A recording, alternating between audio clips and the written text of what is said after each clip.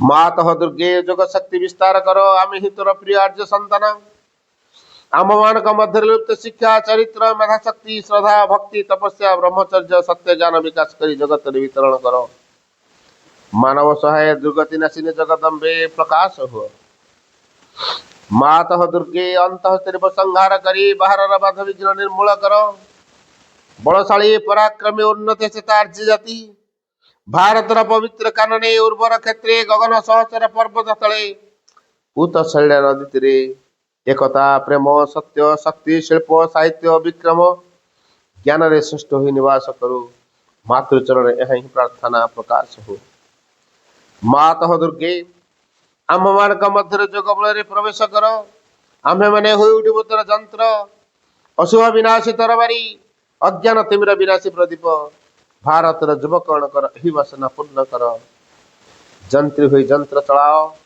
अशुभ हंत्री हुई तरबारी घुराओ ज्ञान दीप्ति प्रकाशन हुई प्रदीप धर प्रकाश हो मातः दुर्गे तोते पाइल विसर्जन करिबु नहीं श्रद्धा भक्ति प्रेम रे बांधि रखिबु आस मात आम मान मन प्राण शरीर प्रकाश हो वीर मार्ग प्रदर्शिनी आस आ विसर्जन करिबु नहीं आम मान समग्र जीवन है निरवच्छिन्न दुर्गा पूजा आम मान सकल कार्य अविरत पवित्र प्रेममय शक्तिमय मातृश्या व्रत हो यह ही प्रार्थना मात भारत आविर्भूत हो प्रकाश हो ଯଦି ଜୀବନ ପଥରେ ସକଳ ଭୟ ସଂକଟ ଏବଂ ସର୍ବନାଶ ବିରୁଦ୍ଧରେ ପ୍ରବଚନିତ ହୋଇ ଚାଲିବାକୁ ଚାହ ତେବେ କେବଳ ଦୁଇଟି ଜିନିଷ ପ୍ରয়োଜନ ସେ ଦୁଇଟି ସର୍ବଦା ଏକ ସଙ୍ଗେ ରହେ ପ୍ରଥମଟି ହେଲା ମା ଭଗବତୀଙ୍କ କରୁଣା ଆଉ ଦ୍ୱିତୀୟଟି ହେଲା ତୁମକୁ ଶ୍ରଦ୍ଧା ନିଷ୍ଠା ସମର୍ପଣ ରଖିବ ତୁମର ଅନ୍ତର୍କରଣ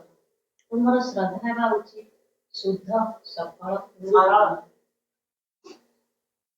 मन प्राणर अभात्मक श्रद्धा जो श्रद्धा को उच्चभिलाषी गर्भ आत्मनियम मनर दम्भ सुचरिता व्यक्तिगत दाबी निम्न प्रकृतिर सकल तुच्छर तृप्तिर कामना कलुषित कर रही से श्रद्धार अनुन्नत धूमाचन्न शिक्षा श्लोक दिगरे ऊर्ध्वକୁ प्रज्वलित भी उठे नहीं मनर भगवत कर्म और भगवतर अभिव्यक्ति साहाଯ୍ୟ ନିମିତ୍ତ ତୁମକୁ ତୁମର ଜୀବନ ଦିଆହୋଇଛି ଆଉ କିଛି ଆକାଂକ୍ଷା କର ନାହିଁ କେବଳ ଦିବ୍ୟ ଚେତନାର ବିଶୁଦ୍ଧି ଶକ୍ତି ଜ୍ୟୋତି ପ୍ରକାଶ ପ୍ରସାରତା ପ୍ରଶାନ୍ତି ଆନନ୍ଦ ସକାଶେ ଆକାଂକ୍ଷା କର ଯେପରିକି ସେହି ଚେତନା ତୁମ ମନ ପ୍ରାଣ ଦେହକୁ ରୂପାନ୍ତରିତ ଓ ସର୍ବାଙ୍ଗ ସୁନ୍ଦର କରି ଗଢ଼ି ଉଠିବା ନିମନ୍ତେ ସତେତ ସଚେଷ୍ଟା କରି ଉଠିବ ଆଉ କିଛି କର ଆଉ କିଛି ଚାହୁଁ ନାହିଁ କେବଳ ପୃଥିବୀ ଉପରେ ତୁମ ମଧ୍ୟରେ ଯେଉଁମାନେ ଅଧିକାର ପାଇଛନ୍ତି ଯେଉଁମାନଙ୍କୁ ଗ୍ରହଣ କରାଯାଇଛି ସେମାନଙ୍କ ମଧ୍ୟରେ ଭାଗବତ ଆଧ୍ୟାତ୍ମିକ ଅତିମାନସ ସତ୍ୟ ଓ ତାହାର ବାସ୍ତବ ସ୍ଥିତିକୁ ଯାଅ ଏବଂ ଚାହ ସେହି ଅବସ୍ଥା ଓ ବ୍ୟବସ୍ଥା ଯାହାର ଅନୁକୂଲ୍ୟରେ ହେବ ଏହି ସତ୍ୟର ସୃଷ୍ଟି ଏବଂ ସକଳ ବିରୋଧୀ ଶକ୍ତି ଉପରେ ପୁନର୍ବିଜୟ पहिली देखारे जानिली प्राण प्रभु ईश्वर हृदय देवता घेनिबा हेउ अर्घ्य मोहर सबु मो भावना बेग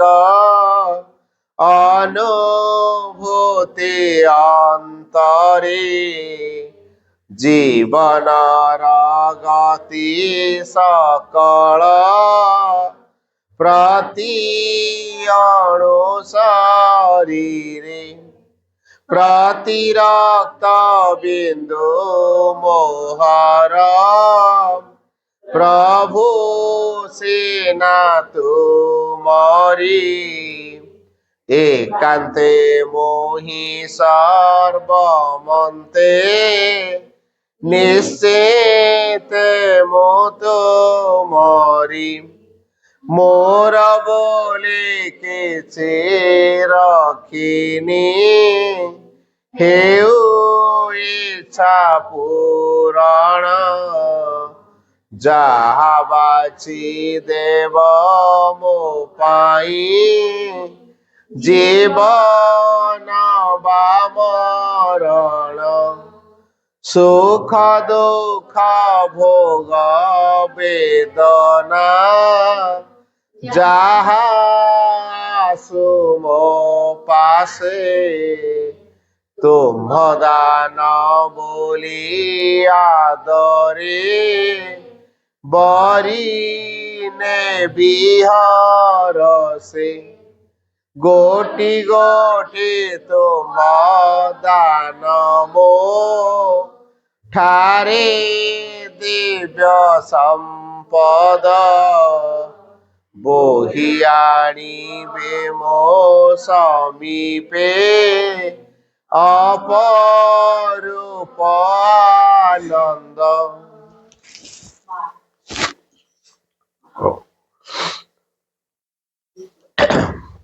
प्रणाम are the lotus feet of the divine mother करुणामयी माँ परम प्रभु श्री अरविंद उपस्थित समस्त मातृ सन्तान ये हूँ आज एक स्वतंत्र पाठचक्र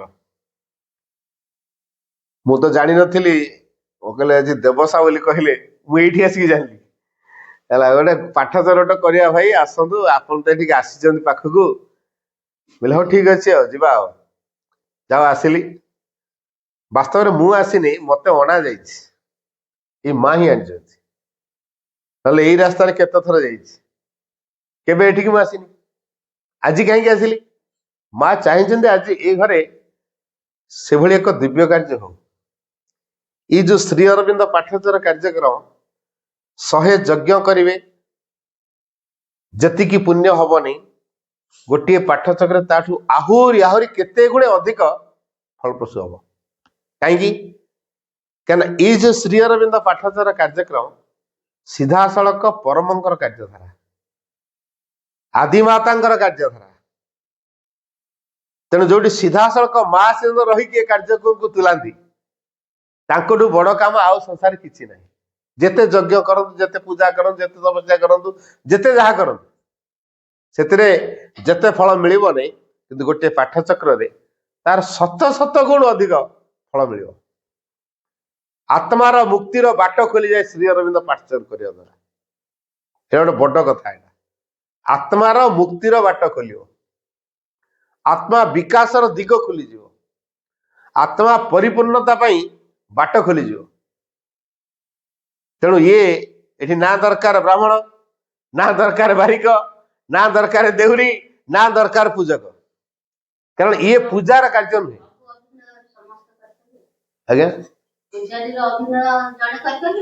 अभिनय ये कराऊनी अभिनय तो हूँ डुप्लिकेसी क्या ओरिजिनल जड़े कम करवा आउ तार अभिनय करवा अभिनय डुप्लिकेट ना स्टेज रे जो मैंने अभिनय कर सतरे से होती अभिनय कर तेणु श्री अरविंद पाठचक्र कौन छलनार कार्य नुहे से सीधा सड़क माँ कार्यधारा हुए आम जापना ये जो माँ का दृष्टि जहाँ पर पड़े माँ को दृष्टि जहाँ पर पड़ो ता भीतर खोल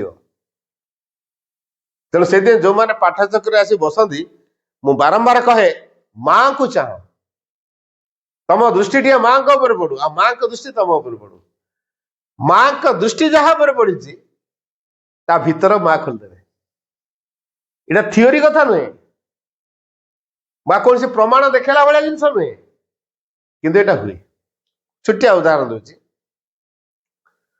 आपण धर टांकी रे पानी लोड हो कोटी गोटे लीक अच्छी टैपर गोटे गोटे ड्रप पानी पड़ू गोटे ड्रप तले पत्थर अच्छी से गोटे गोटे ड्रप पुणी किस छाड़ी आ गोटे ड्रप पुणी किस छाड़ी आ गोटे ड्रप तले जो पड़ू जो पत्थर उपरे से पत्थर जेते टाण होता 4 मास 6 मास 8 मास पर देखिए जो जगह पानी पड़ू से पत्थर टा कणा कर केमती गला ये जो गोटे गोटे ड्रप पानी जो निरवच्छिन्न भाव में 4 मास 6 मास 8 मास धरी पड़ा कणा हो गला कि नहीं किंतु आम पानी छाटिले पत्थर उपरको पत्थर फाट आम बाल्टी बाल्टी पानी छाटिया पत्थर को पत्थर फाट बरং सफा हो ମଇଳା ଦେଲେ ସେ ମଇଳା ଛାଡିଯିବ, ଫାଟିବ ଜମା ଫାଟିବନି। କିନ୍ତୁ ଗୋଟେ ଡ୍ରପ୍ ପାଣି ନିରବଚ୍ଛିନ୍ନ ଭାବରେ ଯୋଉ ପଡିଲା ଶେଷରେ କଣ ହେଲା, ସେ ପଥରଟା କଣା କରିଦେଲା। ଠିକ ସେଇଭଳି ପାଠଚରା ଦିନେ କରିଦେଲେ ଯେ ହେଇଯିବ ସେ କଥା ନୁହେଁ। ଯେମିତି ଗୋଟେ ଜଳବୁନ୍ଦା ପଡିଲେ ପଥର କଣା କରିବନି, ବାରମ୍ବାର ବାରମ୍ବାର ପଡୁଛି, ଦୀର୍ଘ ଦିନ ଧରି ପଡୁଛି, ତେଣୁ କଣ ହଉଛି, ପଥରଟା କଣା ହେଇଯାଉଛି। ତେଣୁ ଯଦି ମୁଁ ପରିବର୍ତ୍ତନ ହେବାକୁ ଚାହିଁବି, ମୁଁ ଯଦି ବଦଳିବାକୁ ଚାହିଁବି, ମୋ ଘର ଯଦି ବଦଳିବାକୁ ଚାହିଁବି, ତାହେଲେ ପାଠଚର କରିବା ଦ୍ୱାରା ନିୟମିତ ପାଠଚର କରିବା ଦ୍ୱାରା ଘର ନିଶ୍ଚିତ ବଦଳିବ। ମୁଁ ତାର ଭାରି ଜ୍ୱଳନ୍ତ ଉଦାହରଣ ସବୁ ଦେବି।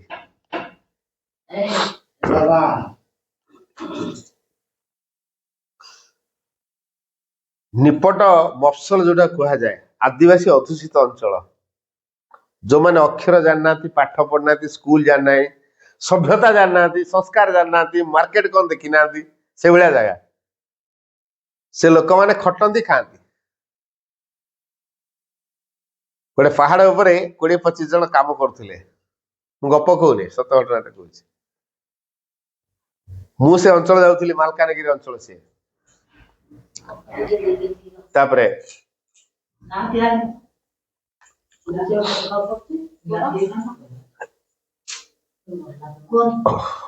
ଆପଣ ନା ଟେନସନ ଡାଇଭର୍ଟ କରନ୍ତୁ, ଆପଣ ସ୍ଥିରରେ ବସନ୍ତୁ। ସେ ମାଲକାନଗିରି ଅଞ୍ଚଳରେ ତାଙ୍କୁ ଯାଇକି କହିଲି, ଏ ଭାଇ ଭଉଣୀ ମାନେ ଆସ, ତମକୁ ଗୋଟେ ମହାପୁରୁ କଥା ଆମେ କହିବୁ। ସେ କହିଲେ କୋଉ ମହାପୁରୁ କଥା? ମୁନି ମୋ ଆଦିମାତାଙ୍କ କଥା କହିବି, ଯେ ଆମମାନଙ୍କୁ ସୃଷ୍ଟି କରିଛନ୍ତି, ଯେ ଆମକୁ ସୁଖ ଦେବେ, ଯେ ଆମକୁ ଶାନ୍ତି ଦେବେ, ଯେ ଆମକୁ ନିରାପଦ ରଖିବେ, ଯେ ଆମକୁ ରୋଗମୁକ୍ତ କରିବେ, ଯେ ଆମକୁ ସୁରକ୍ଷିତ କରି ରଖିବେ। ଯେତେ ବଡ ବିପଦ ଆସିଲେ ସୁଦ୍ଧା ଆମେ ଯାହାକୁ ଗ୍ରହଣ କଲେ ସୁରକ୍ଷା ପାଇବା, ମୁଁ ସେଇ ମାଙ୍କର କଥା କହିବି ହେଲା। ସେଠୁ ସେମାନେ କଣ ବୁଝିଲେ କିଆଣି, କାମ ବନ୍ଦ କରି ଆସିଲେ। ଆସିଲା ପରେ ମୁଁ କହିଲି, ଦେଖ ମୁଁ ତମ ଧର୍ମ ବଦଳିବାକୁ ଆସିନି, କି ତମକୁ ଦୀକ୍ଷା ଦେବା ପାଇଁ ଆସିନି। ତମ ମାଛ ମାଂସ ଖାଇବା, ଅଣ୍ଡା ଖାଇବା, ମଦ ପିଇବା, ମୁଁ ଏସବୁ ଛାଡିବା ପାଇଁ ମୁଁ କହୁନି। ଯୋଉ ମା ଆମକୁ ସୃଷ୍ଟି କରିଛନ୍ତି, ମୁଁ ସେଇ ମା କଥା କହିବି। ଯିଏ ଏ ଗଛ ଲତା ପଶୁ ପକ୍ଷୀ ସମସ୍ତେ ତିଆରି କରିଛନ୍ତି, ଯେ ପାଣି ପବନ ଆକାଶ ଅଗ୍ନି ମାଟି ଆକୁ ତିଆରି କରିଛନ୍ତି, ମୁଁ ସେଇ ମା କଥା କହିବି। କହିଲି, ସେମାନେ ବହୁତ ଆଗ୍ରହରେ ଶୁଣିଲେ। କହିଲେ, ହଁ ସତରେ ତ ମା ମୂଳ, ଆଉ ମାଠୁ ସିନା ସବୁ ଠାକୁର ମାନେ ସୃଷ୍ଟି ହେଇଛନ୍ତି। ସେ ଆମ ଯୀଶୁ, ସେମାନେ ସବୁ ଯୀଶୁ ଖ୍ରୀଷ୍ଟିଆନ ଲୋକ। କହିଲେ ଆମ ଯୀଶୁ, ସେ ବି ତ ଜଣେ ମା ତାକୁ ଜନ୍ମ ଦେଇଛନ୍ତି ନା। ସେ କୃଷ୍ଣଙ୍କୁ ବି ତ ଜଣେ ମା ଜନ୍ମ ଦେଇଛନ୍ତି, ସେ ରାମକୁ ବି ଜଣେ ମା ଜନ୍ମ ଦେଇଛନ୍ତି। ବୁଝିଗଲେ? ତାହେଲେ ମା ନଥିଲେ ଯୀଶୁ କୋଉଠୁ ଆସିବେ? ମା ନଥିଲେ ବୁଦ୍ଧ କୋଉଠୁ ଆସିବେ? ନା ମା ନଥିଲେ କୃଷ୍ଣ କୋଉଠୁ ଆସିବେ? ମା ନଥିଲେ ରାମ କୋଉଠୁ ଆସିବେ? ତେଣୁ ଆଗ କିଏ? ମା। ଆଉ ମୁଁ କହିଲି, ଗଛର ମୂଳରେ ପାଣି ଦେଲେ ସାରା ଗଛଟା ପାଏ ନା? ଗଜା ବାହାରି ଆସିଛି, ଗଛ ହେଇଛି, ଦି ପତ୍ରିରେ ବାହାରିଛି, ପାଣି ଦେବା ପତ୍ରରେ, ତାପରେ ବଡ ହେଲା ଡାଳରେ, ତାପରେ ବଡ ହେଲା କଢରେ, ତାପରେ ବଡ ହେଲା ଫୁଲରେ, ତାପରେ ବଡ ହେଇଗଲା ଫଳରେ। ଏମିତି ଦଉଛୁ କି? ନା ଗଛର ମୂଳରେ ପାଣି ଦଉଛୁ? ଗଛର ମୂଳରେ ପାଣି ଦେଲେ ସବୁ ପାଇଯିବେ। ସେମିତି ଏଇ ଯିଏ ମୂଳ ମା, ତାକୁ ଯିଏ ଗ୍ରହଣ କରିଦବ, ସବୁ ଦେବା ଦେଇ ଖୁସି ହେଇଯିବ ନା ନାଇଁ କୁହ? ସେ କହିଲେ, ହଁ ସତ କଥା, ମୂଳ ମା ଇଏ। ମୁଁ ସେ ଆଦିମାତାଙ୍କ କଥା କହୁଛି। ତାଙ୍କୁ କହିଲି। ଏମିତି କହୁଥିବା ଭିତରେ ଜଣେ କୁଆଡେ ଖସିକି ପଳେଇଥିଲା, ମଦ ପିଦେଇ ପଳେଇଲା, ହାଣ୍ଡିଆ ପିଦେଇ ପଳେଇଲା। ପିଦେଇ କେତେବେଳେ ପଳେଇ ଆସିଛି, ପାଟିକଲା, ବକର ବକର ହେଲା। ତା ସ୍ତ୍ରୀ ବସିକି ଶୁଣୁଥିଲା, ପୁରା ମନ ଧ୍ୟାନ ଦେଇକି ଶୁଣୁଥିଲା। ଉଠିଲା ଆଉ ଦୁର୍ଗା ରୂପ ଧରିଲା, ସିଧା ଢାଇ ଢାକି ସେଠି ଲଗେଇଲା। ତତେ ଘରେ ଯେମିତି ମାରୁଛୁ ପିଟୁଛୁ, ଏଠି ବି ସେମିତି ଆସିକି ପାଟିତୁଣ୍ଡ କରୁନି। ଚାଲ ତତେ ଆଜି ପଥର କାଟିଦେବି, ଚାଲ। ଏମିତି କହିକି ତାକୁ ତଳିତଳିକା ନେଲା, ଗୋଟେ ଗଛ ମୂଳରେ ବସିଲା। କହିଲା, ଏଠୁ ଯଦି ଉଠିବୁ ତ ମୁହଁରେ ପଥର କାଟିଦେବି। ଡରେଇଲା ଆଉ। ଆମେ ସବୁ ଶୁଣୁଛୁ, ଭଗବାନ ଇଏ କି ଭୟଙ୍କର ରୂପ ଧରିଲାଣି। ମୁଁ ନାଇଁ, ତାକୁ ଏମିତି କରନି, ସିଏ ବି ମାଙ୍କ ପିଲା, ତା ପାଇଁ ମାଙ୍କୁ ଡାକ, ସେ ଚୁପ ହେଇଯିବ, ବ୍ୟସ୍ତ ହୁଅ ନା। ତମେ ତାକୁ ବାଡେଇ ଦଉଛ। ବୁଝେଇଲି। ନାଇଁ ଆଜ୍ଞା, ଆପଣ ଜାଣିନାହାନ୍ତି, ଏ ଘରେ ସବୁଦିନ ଆସିକି ମତେ ମରା ପିଟା କରୁଛି, ମଦ ପିଇ ଦେଇକି ମୋ ଘରଟାକୁ ଛାରଖାର କରିସାରିଲାଣି। ଏଟାକୁ ମାରିଦେବି ତାର ରାଗ। ସେମାନେ ଯାହା ବୁଝିଥିବେ ଗୋଟେ କଥା, ପ୍ରବଳ ଜିଦି ଆଦିବାସୀ ଲୋକ ଗୁଡା ନା। ତାପରେ ସରିଲା ପରେ କହିଲା ଆଜ୍ଞା ଦେଖିଲେ ତ ମୋ ମର୍ଦ୍ଦର କେମିତି କାମ, ଇଏ କଣ ମଦ ଛାଡିବ, ଇଏ କଣ ବଦଳିବ। ଦେଖ ତମ ସୁନା ଚେନ୍ ଛିଣ୍ଡି ଗଲେ କୋଉଠି ନେଇକି ଦଉଛ? କଣ ଜୋତା ଦୋକାନରେ, ନା ମୋବାଇଲ ଦୋକାନରେ, ନା ମୋଟରସାଇକେଲ ଗ୍ୟାରେଜରେ? ବଣିଆ ପାଖରେ ଦଉଛ ଯେ ମୋ ଚେନ୍ ଟା ଛିଣ୍ଡିଗଲା ସଜାଇ ଦେ। ତମ ମୋବାଇଲ ଖରାପ ହେଇଗଲା, କଣ ମୋଟରସାଇକେଲ ଗ୍ୟାରେଜରେ ଦବ କି? ମୋବାଇଲ ଦୋକାନରେ ଦବ ବନା। ସେମିତି ଆମକୁ ଯିଏ ତିଆରି କରିଛି ସିଏ ହଉଛନ୍ତି ମା। ତମେ ଯଦି ମାକୁ ଧରିବ, ତାକୁ ଯଦି କହିବ ମା ମତେ ତୁ ବଦଳେଇ ଦେ, ସେ ବଦଳେଇ ଦବନି। ଯିଏ ବଦଳେଇବନି ତମେ ତାକୁ ଧରିଛ ଆଉ। ଯିଏ ବଦଳେଇବ ତାକୁ ତମେ ଧରିନ ନା, ଆଉ ବଦଳିବ କୋଉଠି? ଆଜି ତମ ମାନଙ୍କର ଗୋଟେ ସୌଭାଗ୍ୟ ଯେ ଆମକୁ ବଦଳେଇବେ, ସେଇ ମାଙ୍କ କଥା ମୁଁ ଆଜି କହୁଛି। ତମେ ଯଦି ଏ ମାଙ୍କ ଫଟୋ ରଖିବ, ଶ୍ରଦ୍ଧାରେ ଯଦି ପାଇବ ଫୁଲଟି ଦିଅ, ଯଦି ନାହିଁ ନାହିଁ କିଛି ଅସୁବିଧା ନାହିଁ। ଶ୍ରଦ୍ଧାରେ ଯଦି ଧୂପଟେ ଦେଇପାରୁଛ ଦିଅ, ନହେଲେ କିଛି ଅସୁବିଧା ନାହିଁ। କିନ୍ତୁ ମା ବୋଲି ଡାକିପାରିବ ତ? ହଁ ମା ଡାକିପାରିବ। ସଫା ଜାଗାରେ ରଖିପାରିବ ତ? ଯୋଉଠି ମାଙ୍କୁ ରଖିବ ଦେଖ ସେଠି ଅଲଗା ଠାକୁର ଠାକୁରାଣୀକି ରଖିବନି, କାରଣ ତମର ଛୁତିକା ମୂର୍ତ୍ତିକା ସବୁ ଅଛି, ତମର ବିଭିନ୍ନ ପ୍ରକାର ବାରଣ ସବୁ ଅଛି। ତେଣୁ ହଉ ଏଠି ଚୁପ୍ ବସିବ ଏଠି ହେଲା, ଆଦৌ ଖୁଜୁବୁଜ ହବନି ହେଲା। ମୁଁ ତ ଗୋଟେ ଜିନିଷ ରଖିଛି ଏଟା ଦେବି ବୋଲି, କିନ୍ତୁ ହେଲା ଖୁଜୁବୁଜ ହେଲେ ଦେବିନି ହେଲା। ହଉ ତାପରେ ମୁଁ ତାଙ୍କୁ କହିଲି, ମୁଁ ତମକୁ ଯିଏ ବଦଳେଇବେ ତମେ ତ ଆଜି ପର୍ଯ୍ୟନ୍ତ ତାଙ୍କୁ ଗ୍ରହଣ କରିନ, ତାକୁ ତମେ ପୂଜା କରିନ। ଯାହା ଆଜି ତମ ଭାଗ୍ୟ ଖୋଲିଛି, ଯିଏ ବଦଳେଇବେ ଆଜି ତମେ ସେ ମା କଥା ଶୁଣିଲ। ବାବୁ ଆମକୁ ସେ ଫଟୋ ଗୋଟେ ଗୋଟେ ଦିଅ। ଏଠି ମୁଁ କେତେ ଜଣ ଦେବି, ଦିଅ ଯାହା ପଇସା ଦଉଛ ଦିଅ, କାହିଁକିନା ଫଟୋ ମାଗଣା ଦିଆଯାଏନି। ଯିଏ ପାରୁଛ ଦିଅ, ଯଦି ନାହିଁ ନାହିଁ ଆଗ ଅଛି। ଯାହା ସମସ୍ତେ ଫଟୋ ଦିଆଗଲା। ଫଟୋ ନେଲେ ମୁଁ ତାଙ୍କୁ କହିଲି ସଫା ଜାଗାରେ ରଖିବ, ଚନ୍ଦନ ସିନ୍ଦୁର ଟିପା ମାରିବନି। ଏଇ ଯୋଉ ମା କୁ ଯୋଉଠି ରଖିବ ସେଠି ଆଦୌ ଅଲଗା ଠାକୁର ଠାକୁର ରଖିବନି, କାରଣ ତମର ଛୁତିକା ମୂର୍ତ୍ତିକା ଦୁନିଆ ପୂଜା ବିଧି ସବୁ ଅଛି, ବାରଣ ଥିବ। କିନ୍ତୁ ଏ ମାଙ୍କ ପାଖରେ ନିୟମ ନାହିଁ। ସିଏ ଆମ ମା, ମା ପାଖକୁ ଛୁଆ ଗାଧୁଆ ଗାଧୁଆ କରି ଯାଏ କି? ଆମ ଛୁଆ ମା ପାଖକୁ ଆସିବ କଣ ଗାଧେଇକି ଆସିବ? ଛୁଆ ଯେତେବେଳେ ଆମ ପାଖକୁ ଆସୁଛି ଗାଧେଇକି ଆସୁଛି କି? ସଫା ସୁତୁରା ହେଇକି ଆସୁଛି କି? କୁଆଡେ ଯାଇକି ଖେଳୁଥିବ, କାଦୁଅ ମାଦୁଅ ହେଇଥିବ, ତା ମା ତାକୁ ନବ ନା ନାହିଁ? କୋଳେଇ ନବ କି ନାହିଁ? ନିହାତି ନବ। ତେଣୁ ମା ଯିଏ, ସିଏ ଛୁଆଠୁ କିଛି ଆଶା କରେନି। ତେଣୁ ଆମେ ଛୁଆ, ସିଏ ଆମ ମା। ତେଣୁ ନିୟମ କଣ ଦରକାର? କିଛି ନିୟମ ନାହିଁ। ତମେ ଯାହା ଖାଉଛ ଖାଅ, ଯେମିତି ରହୁଛ ରୁହ, କିନ୍ତୁ ମାକୁ ଡାକିବ, ମା ମା ବୋଲି କହିବ। ସେଇଆ କଲେ। ତାର ଫଟୋ ନେଲେ। ତା ପର ବର୍ଷ ମୁଁ ତାଙ୍କ ଗାଁ କଡ଼ରେ ଯାଉଥିଲି, ଗୋଟେ ଟ୍ୟୁବଲ ପାଖରେ ଆମ ଗାଡିରେ ପାଣି ଭରିବୁ ବୋଲି ସବୁ ବୁଲି ବୁଲିକା ତ ଯାଉ, ପାର୍ସଲ କରୁ, ଗୋଟେ ଜାଗାରେ ଗଛ ଭଳିଆ ବସିକି ପିକନିକ କରି ଖାଉ। ଆମ ପାଣି ସରିଯାଇଛି, ରୁହ ଏଠି ଟିକେ ପାଣି ଟିକେ ଭରିଦବା ଟ୍ୟୁବଲରୁ। ଟ୍ୟୁବଲ ପାଖରେ ଗାଡିଟାକୁ ରଖିଛୁ, ଟ୍ୟୁବଲ ମୁଁ ଓହ୍ଲେଇ ପଡିଛି ଟ୍ୟୁବଲ ପାଖରେ। ସେ ସ୍ତ୍ରୀ ଲୋକଟି ଟ୍ୟୁବଲକୁ ଆସିଛି ପାଣି ଦେବା ପାଇଁ, ମତେ ଦେଖିଦେଲା, କହିଲା ଆଜ୍ଞା ନମସ୍କାର, ଆଉ ଆପଣ ସେଇ ମା କଥା କହିବାକୁ ଆସିଛନ୍ତି ନା? ମୁଁ କହିଲି ହଁ, କୋଉ ମା କଥା? ଏଇ ଯୋଉ ପାହାଡ ପାଖରେ ହୁଡି ପାଖରେ ଯିଏ ଆମକୁ କହିଥିଲ, ଆଉ ଫଟୋ ଦେଇଛ।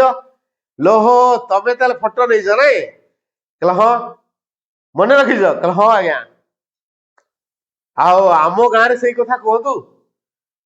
ଦେଖିଲା, ଆସ ଆସ, ମୁଁ ସମସ୍ତେ ଡାକିଦେବି। ପାଣି ନେଇକି ରଖିଦେଲା ତା ଘରେ, ସମସ୍ତେ ଡାକି ଆଣିଲା।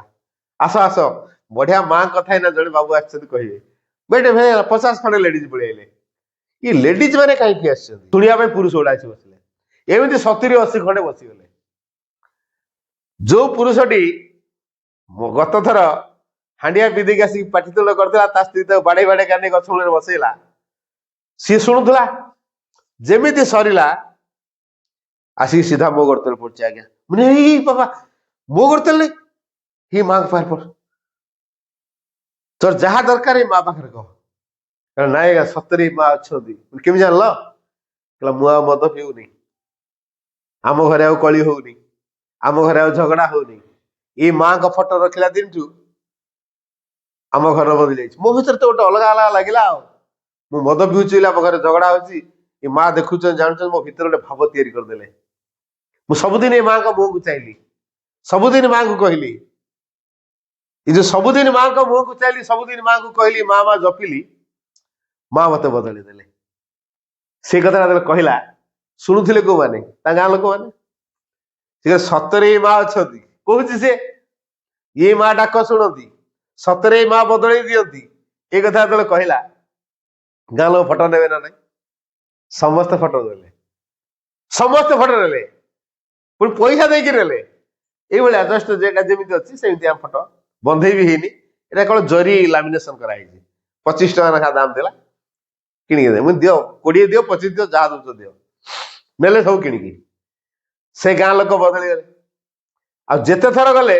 श्रद्धार सहित आसिक बसती देखीदेला माने सी कथा भितर कथा आसिक एकाठी बसवे मत डाक आज्ञा ये मंडप करवा सब गछ चारिपटे गोटे पिंडी अच्छी चारिपटे सारा गछ तेणु से पिंडी आदौ खरा पड़े पूरा सिमेंट पिंडी बढ़िया बढ़िया कि 100 खंड लोक बस बड़ पिंडीटा स्टेज भाया बास से मीटिंग हुए से मीटिंग करे जिते थर गले आग्रह करती से गाँ लोक बदल ना ना पाठ पढ़ी कि पाठ पढ़ना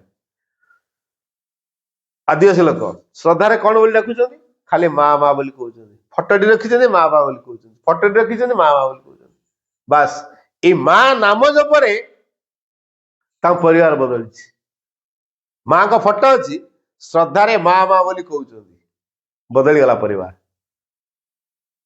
तेणु आम जदि आम घर मानक माँ का फटो रखा माँ को डाक कि आम जब माँ का फटो अलग फटो मिसे मिशा दवा ताले से फटोर भाइब्रेसन ए फटोर भाइब्रेसन खेचिड़िया हो ना ना निहाती खेचिड़िया हो से प्रभाव रही ए दृष्टि ए माँ का फटो अलग जगह रखा बेड्रूम में रखा जाओ किसी असुविधा नहीं कौ दिग भी ठहर दरकार नहीं ठाकुर घर आस्थान एसब भी दरकार नहीं कांथर तो कंटाटे तो टांगी दे पार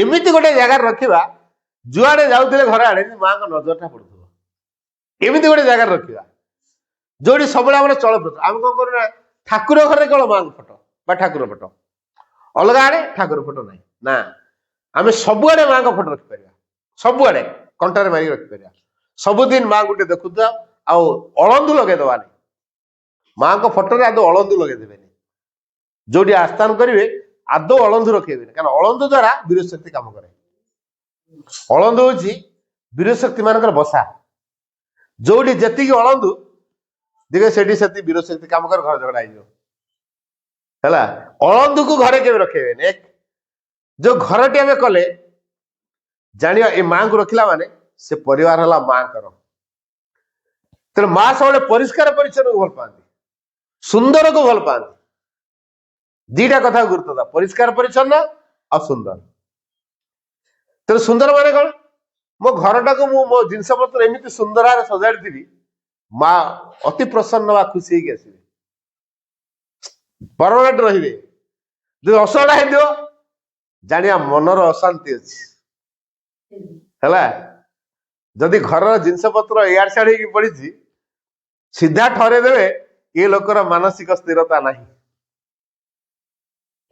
है मुझे अनेक आम स्कूल गार्डियन मान पाक जाए मु गले पढ़ा गोटा छुआर देखे घर उठे बुलाबुली करे देखे आपन तो लुगापटा एमती रखिंट ड्रेस पतर एमती रखिंट बासन कुसन एमती रखिंट आमती असहड़ा हो रही पिला कोटी सजाड़ी हम आपणकर आगे मन को सजाड़ू से प्रकाश पाए कोटा जिनस पत्र सजाड़े जार जिनस पत्र पूरा सुंदर भाव सजाई रखाई जानवे तार मानसिक स्थिरता अच्छी पूरा सजड़ा हो सी जो सिद्धांत नब जो कम कर सुंदर भाव कर तेणु आम घरे अलंदू रखेदेवा नहीं अपरिष्कार करवा नहीं जिनस पत्र के असजड़ा कर रखा नहीं सब सजाड़ी रखा तापर आ परिवार कौन करवा माँ को प्रभावटा के कम करे सी तो आदिवासी लोक सी कौन जानी सी कौन गोटे कथा जानी बाबू कहीकि जाइए सफा जगह रखा परिष्कार रखा चंदन सिंदूर मारवानी अलग ठाकुर पाखे माँ फटो रखा नहीं माँ माँ बोली कहवा तेणु माँ को जो रखी पूरा परिष्कार घर द्वार पूरा सफा पूरा परिष्कार केबे घर असना करना हैला घर जिनस पत्र जार पूरा सजाड़ी रखुଛନ୍ତି तापर धीरे धीरे मां को प्रभावटा काम करियो मां को प्रभावटा केमती कर वातावरण भितर मां को शक्ति काम कर जहाँ फल सेटा पिलांगटी अन्य मानठी प्रभाव पड़ो आ घर जे गृहिणी सी हूँ असल चाबिकाठी आपण सब गृहिणी आपण घर को चाहिए मंदिर करें आपण चाहिए घर को माने उठ पड़ भी करें है घर को यदि उठ पड़ ड्रामा स्टेज जब बनवार थी ताले घर भी हो ड्रामा स्टेज केमी हम नारीटी सी जो मां को ग्रहण करे से अनुभव करे आज मालिक मु नुहे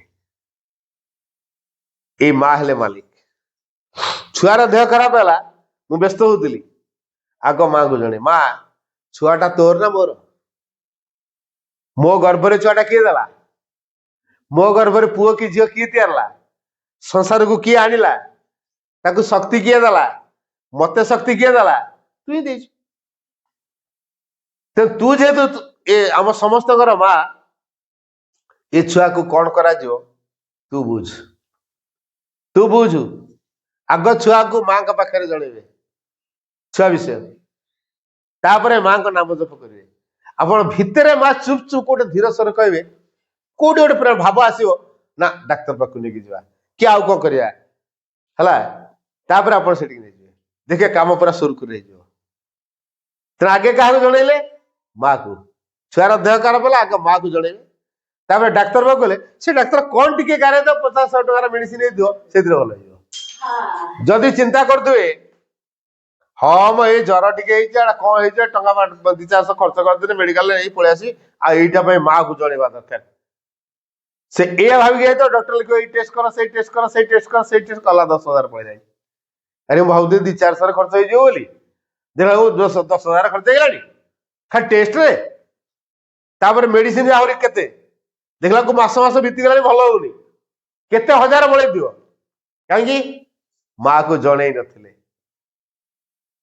जेतु माँ को जनइनु भाव हाँ ये तो छोटिया टिके देहटा खराब होइछे कौन एटा नेकी पळेजी देखैकी नै आसी ए भाविकी जाइतिले माँ को जन ना ताले 1,000 खर्च करिया बाध्य किंतु माँ को जन दिवे माँ से डाक्तर भीतर प्रेरणा दे देवे ये मेडिसिन टा लेख से डाक्तर चुकी से प्रकार मेडिसिन लिख दो भल हो तेणु ये माँ को जी सब कथा जनाए रोसे कला कौन भावुए मु मो घर खाद्य बनौनी मु भगवान प्रसाद तैयारी कर जेहेतु भगवान प्रसाद तैयारी कर जो खाद्य खाऊचे हूँ भगवान प्रसाद रोसे कला कौन भाविया भगवान प्रसाद तैयारी कर आगे भगवान खाइबे क्या दिजाव आगे आग माँ को दिजाव केमी दिजाव आमर सब बुद्धि अच्छी गिनारे टिके आनिकी भात टिके डाल टिके भजा टिके थोई दी जुआर एमती करू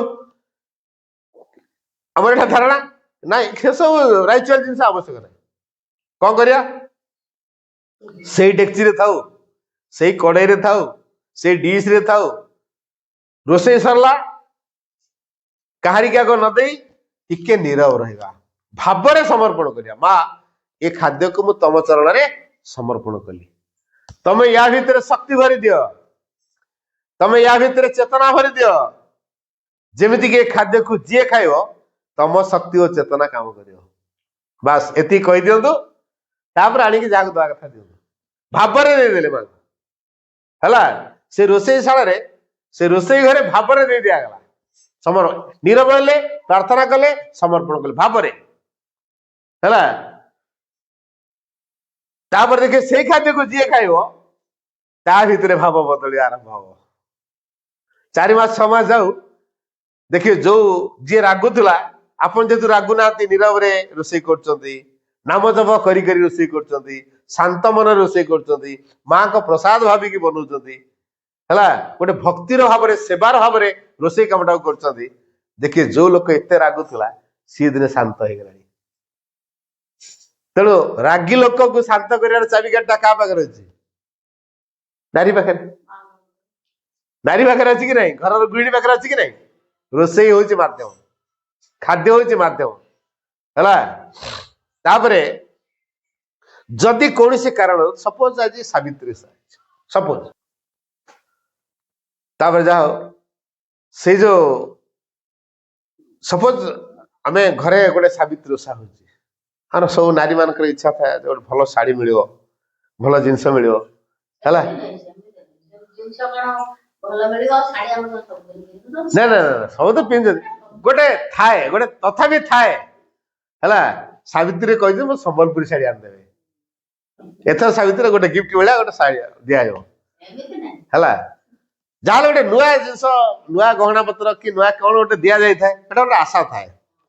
ଯୋଉ ଆଶା ଥାଏ ସେଟା ଯଦି ନ ମିଳିଲା, ଏତେ ଇଏ କରିବୁ, ଘରେ ଖଟୁଥିବୁ, ଇଏ କରୁଥିବୁ, ଗୋଟେ ଭଲ ଦିନ ଭଲ ବାରରେ ଏଇ ଗୋଟେ ଭଲ ଜିନିଷ ଦେବେ, ତମେ ତ ପିନ୍ଧିଲା ବେଳକୁ ଭାରି ଦାମୀ ଦାମୀ ଡ୍ରେସ ପିନ୍ଧୁଛ, ଇଏ କରୁଛ, ଆମ ବେଳୁ କାହିଁକି ଏମିତି କରୁଛ, ଭିତରେ ଗୋଟେ ଘର ଘର ଘର ଘର ଭାବଟା ଦେଇ ଦଉଥିବ, କହୁନଥିବ ନା ହୁଏ ଏଟା ହେଲା। ସବୁ ନାରୀ ସମାନ ନୁହେଁ।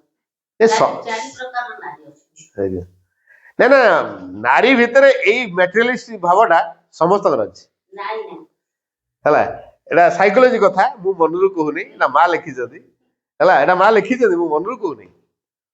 ପ୍ରତ୍ୟେକ ନାରୀଙ୍କ ଭିତରେ ଗୋଟେ ମ୍ୟାଟେରିଆଲିଷ୍ଟ ଭାବ ଥାଏ, ଭଲ ଶାଢୀ ପିନ୍ଧିବା, ଭଲ ଗହଣା ପିନ୍ଧିବା, ଭଲ ଘର କରିବା, ଭଲ କି ଟିକେ ପାରିବାରିକ ଜୀବନରେ ଟିକେ ସୁଖ ସ୍ୱାଚ୍ଛନ୍ଦ୍ୟ ଅୟସ ଆରାମ ଟିକେ ଦରକାର, ଭଲ ଏଣ୍ଟରଟେନମେଣ୍ଟ ଟିକେ କରିବା ଦରକାର, ପ୍ରଚୁର ପଇସା ରହିଥିବା ଦରକାର, ପିଲାମାନଙ୍କର ଏଜୁକେସନ ପାଇଁ ଭଲ ଖର୍ଚ୍ଚ କରୁଥିବା ଦରକାର, ଆଜି କାହାର ବାହା ସାଗର ହେଲା, ଅନ୍ୟ କଣ ହେଲା, ଟିକେ ଭଲ ଦେଇ ପାରୁଥିବା ଦରକାର। ଏଇ ଜିନିଷ ଗୁଡାକ ନାରୀ ମାନଙ୍କ ପାଖରେ ଥାଏ, ଏଇଟା ଥାଏ ହେଲା। ନାଇଁ ନା ଅଛି, ପ୍ରତ୍ୟେକ ନାରୀଙ୍କ ଭିତରେ କିଛି ନା କିଛି ଅଛି ଅଛି। ତେଣୁ ସେଦିନ ଯଦି କୌଣସି କାରଣରୁ ଭାଇ ଧର ବିଗିଡି ଯାଇଛନ୍ତି, ଆପଣ ଗଣକର ହେଇଛନ୍ତି, ଆଜି ସକାଳୁ ବିଗିଡି ହେଇକି ପଳେଇଛନ୍ତି, ଆସିଲା ବେଳକୁ ରାଗ ତମତମ ହେଇକି ଆପଣ ରୋଷେଇ କରିଛନ୍ତି, ଆଚ୍ଛା ରାଗ ତମତମ ହେଇକି ଯଦି ରୋଷେଇଟି କରିଛନ୍ତି, ଗୋଡ କାଚିକି ଯଦି ରୋଷେଇଟି କରିଛନ୍ତି, ତାପରେ ସେଇ ଖାଦ୍ୟଟା ଯିଏ ଖାଇବ ତା ଭିତରେ କଣ ତିଆରି ହବ, ସେଇ ରାଗ ଗରଗର ଭାବଟା ତିଆରି ହବ ନା ନାଇଁ? ତାହେଲେ ହେଲା, ଟେଷ୍ଟ ତ ଅଲଗା କଥା, ଛାଡ ସ୍ୱାଦ କଥା ଅଲଗା କଥା, ଆଗ ତ ଗୋଟେ ଗରଗର ହେଲା ମାନେ ସେ ଖାଦ୍ୟ ବିଗିଡିବ ଆଉ, ସେ ଖାଦ୍ୟକୁ ଯିଏ ଖାଇବ ତା ଭିତରେ ସେ ଭାବ ତିଆରି ହେଇଯିବ ଆଉ। ତେଣୁ ଏ ଦୃଷ୍ଟିରୁ ଅନୁମାନ କରନ୍ତୁ, ଘରକୁ ବଦଳେଇବା ପାଇଁ କିଏ ଯତ୍ନ ନେବା ଦରକାର? ନାରୀ। ନାରୀ ଆଉ କେମିତି କଣ କରେ? ଧର ଆଜି କିଏ ଜଣେ ମୋ ବିରୁଦ୍ଧରେ କହିଲା, ସେ ଯଦି ସହି ଯାଉଥିବେ, ସ୍ୱାମୀ ପାଖକୁ ନଉନଥିବେ, କି ଶ୍ୱଶୁରକୁ କହୁନଥିବେ, କି ଶାଶୁକୁ କହୁନଥିବେ, ତାହେଲେ କଥାଟା ସମାଧାନ ହେଇଯାଉଥିବ। ଯଦି ଶାଶୁ ପାଖରେ କହିଦେବେ, କି ନହେଲେ ସ୍ୱାମୀ ପାଖରେ କହିଦେବେ, ଜାଣିଛ ତମ ମା ଏମିତି, ଜାଣିଛ ତମ ଏମିତି, ସେମିତି ତମ ଭାଇଟା ଏମିତି ହେଲା, ଏମିତି ଏମିତି ମତେ କହୁଛି, ସେମିତି କହୁଛି, ଯଦି ହୁସ୍କେଇଲେ, ସ୍ୱାମୀ ଗୋଟେ ରାଗିଲେ, କଣ ହେଲା ସେମିତି କହିଦଉଛି, ତା ଭିତରେ ଗୋଟେ ଅଲଗା ପ୍ରକାର ଭାବ ତିଆରି ହେଇଯିବ।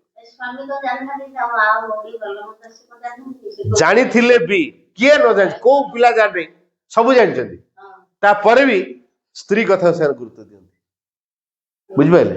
ହଁ, ସ୍ତ୍ରୀ କଥା ଗୁରୁତ୍ୱ ଦିଅନ୍ତି, ନା ନା ଗୁରୁତ୍ୱ ଦିଅନ୍ତି ହେଲା, ଗୁରୁତ୍ୱ ଦିଅନ୍ତି। ତେଣୁ ସ୍ତ୍ରୀ ଯଦି ସ୍ୱାମୀ କହିଦେଇଛି ତମର ମା ଏମିତି, କି ତମ ବାପା ଏମିତି, କି ତମ ଭାଇଟା ଏମିତି ଏମିତି ହଉଛି, ବାସ୍, ତେଣୁ ସେ ଯେତିକି ସ୍ଥିର ଅବସ୍ଥାରେ ଥିଲେ ଆଉ ଟିକେ ଉତ୍ତେଜିତ ହେଇଯିବେ ନା। ଆଉ ଉତ୍ତେଜିତ ହେଲା ପରେ ସେଇ ପରିବାର ଭିତରେ କଣ ହବ, ଅମିଳିଆ ଭାବଟା ତିଆରି ହବ। ଯୋଉ ଆଗରୁ ମିଶି ଯାଉଥିଲେ କ୍ଲୋଜ ଭାବରେ, ତାପରେ ଆଉ କ୍ଲୋଜ ଭାବରେ ମିଶିବାଟା ହବନି, ଟିକେ ଟିକେ ଦୂରେଇବାଟା ଆରମ୍ଭ ହେଇଯିବ। ତାର ଏମିତି ହଉ ହଉକା ପୁଣି ଆଉ ଗୋଟେ କଣ, ପୁଣି ଆଉ ଗୋଟେ କଣ, ଏମିତି 2ଟା 3ଟା 4ଟା 5ଟା ଦେଖିଦେଲା ପରେ ତାପରେ ସେ ଚିନ୍ତା କର, ନା ୟା ପାଖରେ ରହି ହବନି, କହୁନଥିବେ, ଯେହେତୁ ଭାଇ କିମ୍ବା ବାପା କି ମା କହୁନଥିବେ, କିନ୍ତୁ ଭିତରେ ଗୋଟେ ଭାବ ତିଆରି ହବନି, ନା ଏମାନଙ୍କ ପାଖରେ ରହିହବନି, ଆଙ୍କୁ କହିକି ଆଙ୍କ ସହ ଝଗଡା କରିବାନି, ଏମାନେ ତ ମୋ ନିଜର କାହା ସହ ଝଗଡା କରିବି, ତେଣୁ ବେଟର ଏଠୁ ଛାଡିକି ବରଂ ଯାଇକି ଅନ୍ୟ କୁଆଡେ ଅଲଗା ହେଇକି ରହିଯିବା, ସେଟା ବଢିଆ ହବ। କାହାରିକି ନା ସାପ ମରିବ ନା ବାଡି ଭାଙ୍ଗିବ, ସାପ ମରିବନି କି ବାଡି ଭାଙ୍ଗିବନି, ଚୁପି ସ୍ଲିପ କରିଯିବେ, ଯାଇକି ଅଲଗା କୁଆଡେ ଘର ନେଇକି ରହିବେ। এইভଳିଆ ଅନେକ କେସ୍ ହୁଏ। ତାହେଲେ ଏଇ କ୍ଷେତ୍ରଟା ହେଲା କେମିତି? ନାରୀର ଯୋଉ ମନ୍ତ୍ରଣା, ନାରୀର ଯୋଉ ମନ୍ତ୍ରଣା ହେଲା ଥରକରେ ହବନି, ଥରେ 2 ଥର 3 ଥର 4 ଥର 5 ଥର 8 ଥର 10 ଥର ଏମିତି ଯେତେବେଳେ କହିବେ, ତାପରେ ତାର ବ୍ରେନ ୱାଶ ହେଇଯିବ, ଦିନେ ସେ ଚେଞ୍ଜ ହେଇଯିବ। ତାପରେ କଣ କହିବ? ବାପକୁ ତ କହିପାରିବିନି, ମାକୁ ତ କହିପାରିବିନି, ଭାଇକି କହିପାରିବିନି, ଭଉଣୀକି କହିପାରିବିନି, କଣ କରିବି? ବରଂ ବେଟର ଆଙ୍କଠୁ ଖସିକି ପଳେଇବି। आंक टेंशन नथिबो मो मो परिवार को नहीं मोर आराम रही कौन मोर एते दुरिया जाई पर तो मोर अलगा नहीं कर छुआकर पाठ पढ़ा बाहाना हो कि गोटे अलगा कौन काम धंदा बाहाना हो मु मोर जाउछ अलगा ए कही खसी ताले एटी घरटा कौन हला एई भलिया हुए तेणु एतिर अनुमान करिया ये सब जिनस भितरे परिवार को मुख्य किए रहो माँ मो भाई कहीदेला ठीक अच्छे कहीदी तो स्त्री शुणिले ता भर माँ को चेतना दियो से कौन चिंता कर मो भाई को बदलिया मु माँ को प्रार्थना करी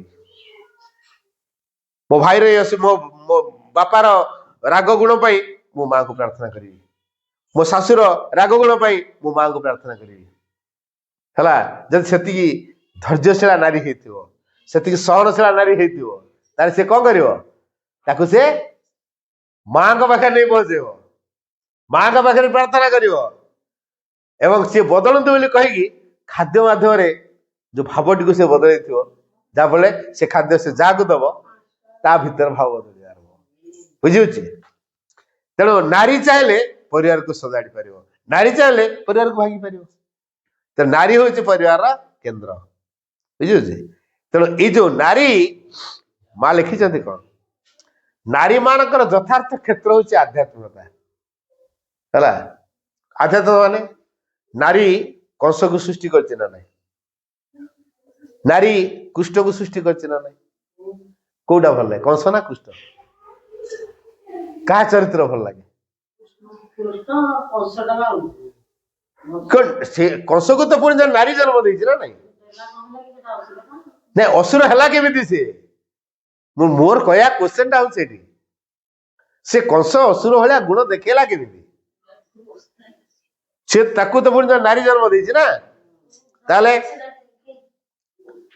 कृष्ण को नारी जन्म देछि ताले जो नारी जन्म देला कृष्ण को ताले से को प्रकार भाव रखी कृष्ण तैयारी गला कंस को जन्म देवा पूर्व नारी को प्रकार भाव रखी जे कंस तैयारी गला नारी पाखे चाहे ना नहीं गोटे नारी पाखर 5 कि 6 कि छुआ जन्म होते आजिकल स्कुइज हो गला दुई आजिकल तो आउटे कमे देले 1 हैला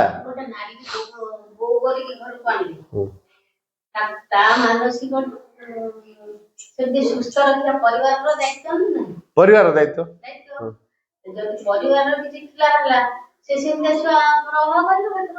शुणु तापर भी नारी जो धर्मटा मुझे कहूँ नारी जो क्षेत्रटा कौन आध्यात्मिकता परिवार गोटे जो जड़े झी सी गोटे बापा माँ पाखे सी गोटे परिवेश भितर थिला आ गोटे घर को जीव से परिवेश तो सेटिक हमें तो टाइम लगे जदि ये घर बाप घर जदि आध्यात्मिकतार प्रभाव को लेकिन जाइए सेठी गले से आध्यात्मिक प्रभाव टाक समस्त पाखे प्रसारित कर दे पार जहाँफल जो अचेतन पूर्ण कार्य थिला परिवार लोकंकर अन्याय करुले मिछ कहते कली लगौले झगड़ा कराउले मरापिटा कराउले अशांति तैयारी करते ये आध्यात्मिकतार प्रभाव में भगवान को डाकी डेका बहुत असीम धैर्य रखी रेखा असीम सहनशीलता गुण को प्रकाश करिकी से भगवान का आशीर्वाद को प्रार्थना करिकी परिवार को बदल प्रति मुहूर्त में तार भगवान सहित संपर्क जोड़ी होता एटा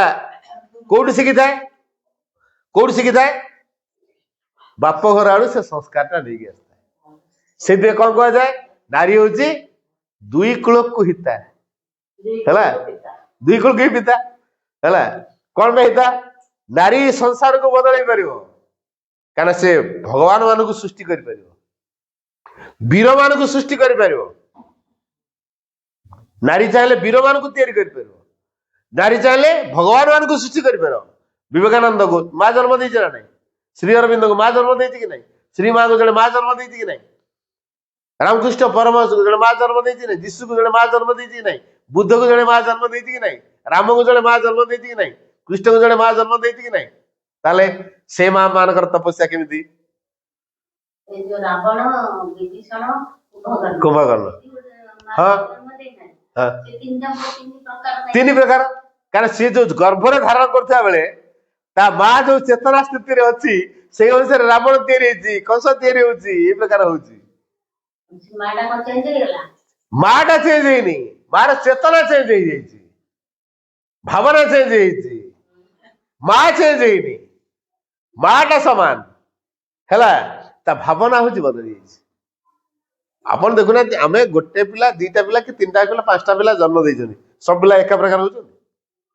କାହାର ଭଲ ପାଠ ହଉଛି, ଆଉ କାହାର ପାଠ ହଉନି, କିଏ ଅଳସୁଆଟା, କିଏ ତାର ପୁରା ମାର ଧର କରୁଛି, ବଦମାସିଗିରି କରୁଛି। ଆମ ପିଲାମାନଙ୍କ ଭିତରେ ଡିଫରେନ୍ସ ଦେଖା ଦଉନି କି? କାହିଁ ମା ତ ଜଣେ, ସେ ତ ସମସ୍ତଙ୍କର ମା ହେଇଛି, ତା ପିଲା କାହିଁକି ଏମିତି ଅଲଗା ଅଲଗା ହଉଛନ୍ତି? ତାର କାରଣ ହଉଛି ଗର୍ଭରେ ଯେତେବେଳେ ଧରିଥିଲା ତା ମା କୋଉ ଚେତନାରେ ଥିଲା, ସେ କୋଉ ପ୍ରକାର ଭଗବାନ ଡାକିଛି, ଭଗବାନ ଡାକିଛି କି ନାହିଁ, ସେ କଣ ଭାବନା ରଖିଛି, ସେ ପୁରା ପ୍ରତିକ୍ରିୟା ପୂର୍ଣ୍ଣ ଥିବ, ସବୁବେଳେ ରାଗ ତମ ତମ ଭିତରେ ଥିବ, ଭିତରେ ଗର୍ଭରେ ଛୁଆଟା ଅଛି, ତା ପିଲା ଜନ୍ମ ହେଲେ କଣ ହବ? ରାଗ। ପ୍ରହ୍ଲାଦ ତା ମା ଭଗବାନଙ୍କୁ ପ୍ରାର୍ଥନା କରେ, ଗର୍ଭରେ ପ୍ରହ୍ଲାଦ ଶିଖି ଦେଇଛି, ଜନ୍ମ ହେଲା ପରେ ସେ ବାପକୁ ବାହା ହେଇଛି, ତାର ଯୋଉ ବାପା ଯିଏ ହିରଣ୍ୟକଶ୍ୟପ, ସେଟା ଅସୁରଟା, ହରି ନାଁ ଧରିବ ମାନେ ତ ପନିଶମେଣ୍ଟ ସାଙ୍ଗେ ସାଙ୍ଗେ ହେଲା। ଜମା ହରିନାମ ତା ଆଗରେ କହିଦେଲାନି, କେତେ କେତେ ପ୍ରକାର ନିର୍ଯାତନା ଦେଲା, ଶେଷରେ କଣ ହେଲା? ୟା ଭଗବାନଙ୍କର ଯୋଉ ବିଶ୍ୱାସ ଏତେ ଦୃଢ ଥିଲା ଯେ ଖମ୍ବ ଭିତରୁ ଭଗବାନ ବାହାରିକି ହିରଣ୍ୟକଶ୍ୟପକୁ ବିନାଶ କରିଦେଲେ, ଖମ୍ବ ଭିତରୁ ବାହାରିକି। ତାହେଲେ ସିଏ ତ କୋଉ ଚାହୁଁନଥିଲା ମୋ ପିଲା ମୋ ଆଗରେ ହରିନାମ ଜପୁ ବୋଲି, କିନ୍ତୁ ଭିତରେ ଜପୁଥିଲା ନା ନାଇଁ? ଜପୁଥିଲା, ତା ହରି ତା କଥା ଶୁଣୁଥିଲେ ନା ନାଇଁ? ଶୁଣୁଥିଲା। ତେଣୁ ନାରୀ ପାଖରେ ଅସଲ ଚାବିକାଠିଟା ଅଛି ହେଲା। ତ ନାରୀ ଯଦି ଚାହିଁବ ପିଲାକୁ ସଜାଡି ପାରିବ, ପିଲାକୁ ବିଗିଡେଇ ପାରିବ, ପରିବାରକୁ ସଜାଡି ପାରିବ, ପରିବାରକୁ ବିଗିଡେଇ ପାରିବ। ତେଣୁ ଅସଲ କଥାଟା କୋଉଟା? ତା ତପସ୍ୟା। ସେଥିପାଇଁ ମା ଲେଖିଲେ ନାରୀର ଯଥାର୍ଥ କ୍ଷେତ୍ର ହେଉଛି ଆଧ୍ୟାତ୍ମିକତା ହେଲା। ତେଣୁ ମୁଁ ଆଉ ଗୋଟେ ଭାରି ସତ ଘଟଣାଟେ କହୁଛି। ମୁଁ ଗୋଟେ ଝିଅକୁ ପଣ୍ଡିଚେରୀରେ ଦେଖିଥିଲି। ସେ ଝିଅଟି 3 ଦିନ ଆମ ଡାଇନିଂ କୁ ଆସିକି ମୁଁ ଦେଖୁଛି, କହିଲେ ଭାଇଙ୍କ ପାଦ ଟିକେ କେମିତି ଛୁଇଁବି ହେଲା। ତାର ମୋ ପାଦ ଛୁଇଁବ ଆଉ ବୋଲି ତାର ପ୍ରବଳ ଇଚ୍ଛା।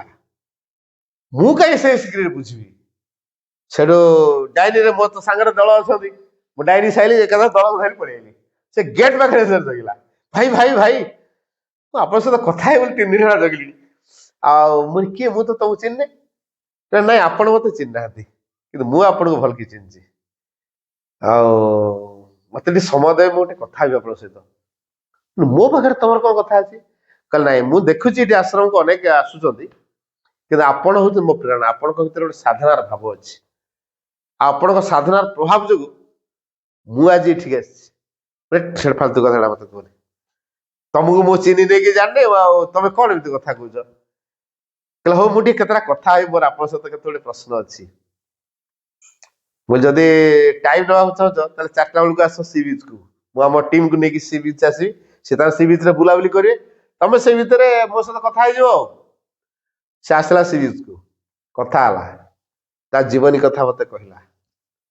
କହିଲା ମୁଁ ବିବାହ କରିଥିଲି, 6 ମାସ ହେଇନି ମୋ ଶାଶୁଘର ମତେ ଟର୍ଚର କଲେ। କହିଲେ ସେ ଫ୍ରିଜ କିଣା ହବ ଦୋକାନ ପାଇଁ, ଯା 20,000 ଧରିକି ଆସିବୁ। ସେ ଏସି ଟା କିଣା ହବ, ଯା 30,000 ଧରିକି ଆସିବୁ। ନୀରବ ନୀରବ। ତାପରେ